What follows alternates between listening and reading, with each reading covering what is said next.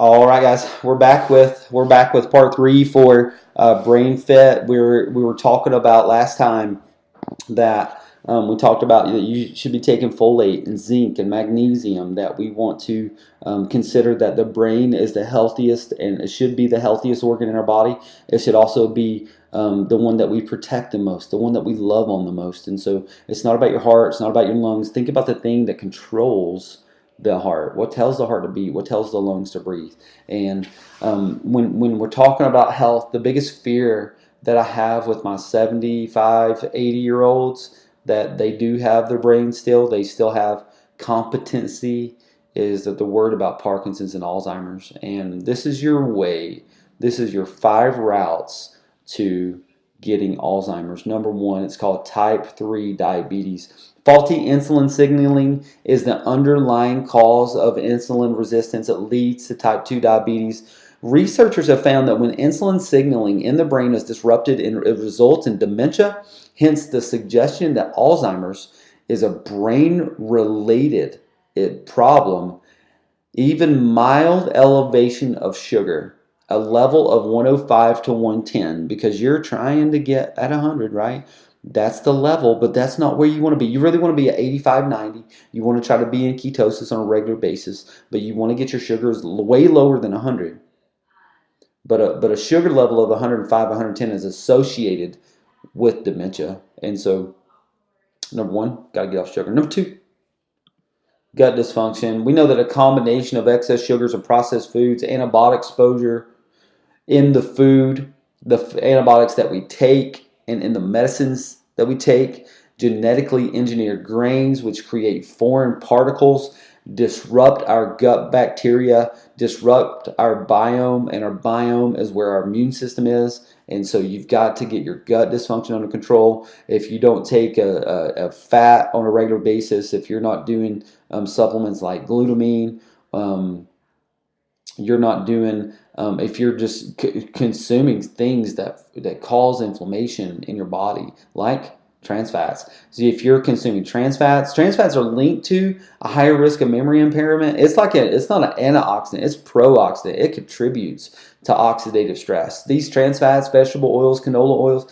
they contribute to you aging faster. Vegetable oils oxidize when heated. The oxidized cholesterol trans fats enter in your LDL particles where they become destructive. It messes up your triglycerides. It messes up your cholesterol numbers. You've got to get off the trans fats. And then not just trans fats, this imbalanced ratio of omega-3 to omega-6. And so for every 4 6s that you have, you want 1 3. That's kind of your normal, what you want. You want a 6 to 3 ratio of 1 to 1 or 5 to 1, 4 to 1, something, but not more than 5 to 1 for sure. But that, like grain-fed cattle, when we consume that, we are consuming a fat that is a 20 to 1 ratio. That omega-6, when we get that ratio off, it causes really, really bad inflammation. So you've got to have that ratio down. You want to take, either you've got to stop consuming vegetable oils and canola oils, or you've got to increase the consumption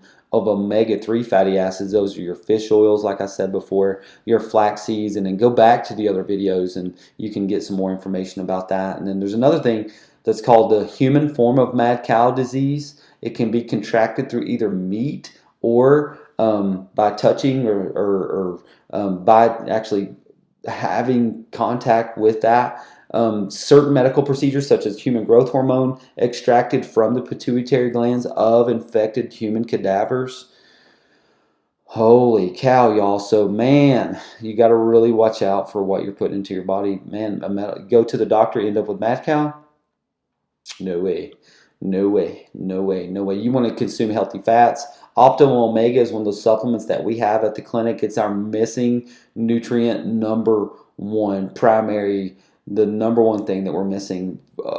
Good healthy fats, they build cell membranes. They help you to absorb the vitamins that you are consuming. They help you to cushion your vital organs. It helps you to regulate and maintain normal hormones. It lowers inflammation. It provides you with cellular detoxification through your cells. If you have consumed too many vegetable oils or you have that ratio off, your cells won't let the good stuff in and they won't let the bad stuff out. It becomes this a fatty layer that becomes really hard, and now it's not allowing stuff to flow through it. And so you've got to consider consuming healthy fats.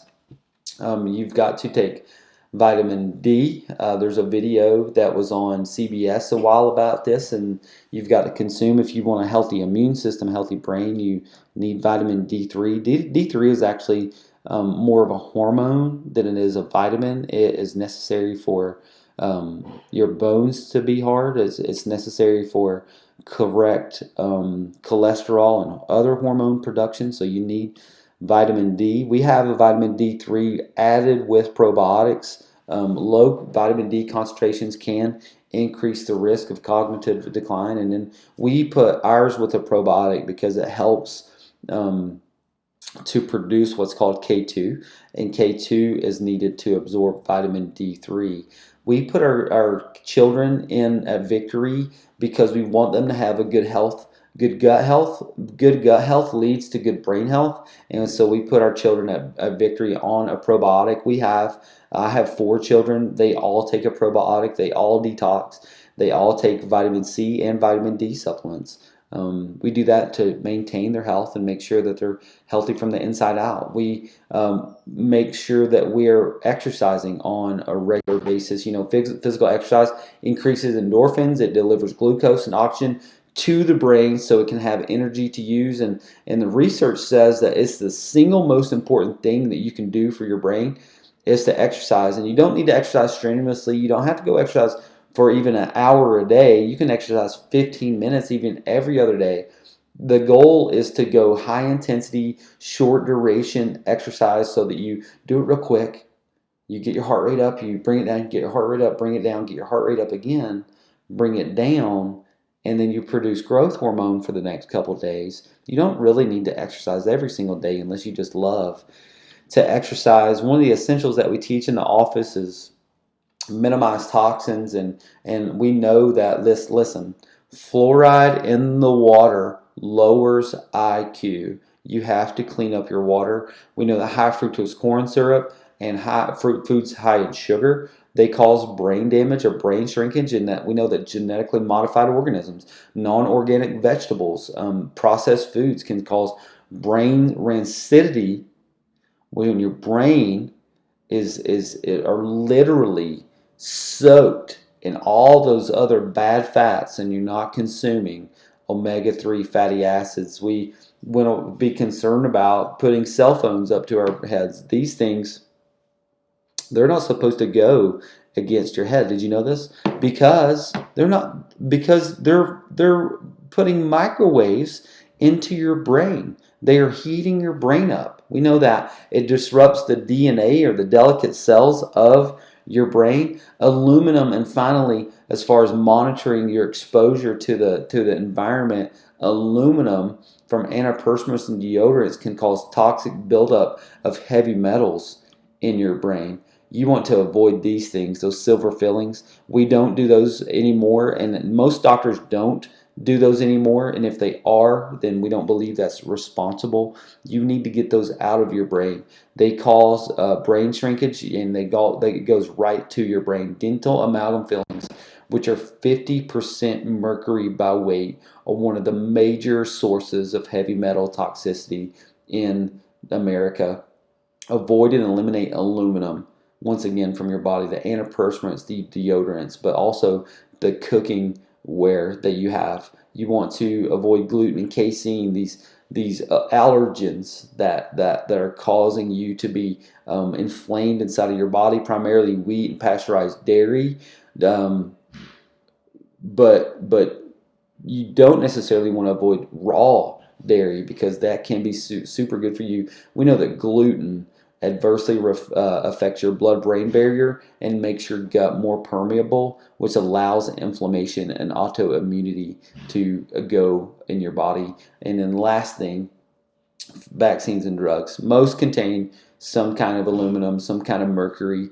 We know that both of those are neurotoxic and immunotoxic. We know that certain nighttime pain relievers, antihistamines, sleep aids, certain antidepressants, medications to control incontinence, certain narcotic pain relievers block neurotransmitters and increase the risk of dementia. You want to have good focus. And so when we come back, last segment is going to be on the brain-body connection, chiropractic, and then focus, the mind stuff, the stress that's in your head. How are you going to address that going forward with your health and with your brain health? And once again, if you have any questions about who we are or what we do, go to victoryhealthcenter.com, or you go to victoryworkshops.com. You can come to the workshop that's coming up. It's victoryseminar.com. We'll be back, part 4 with Brain Fit.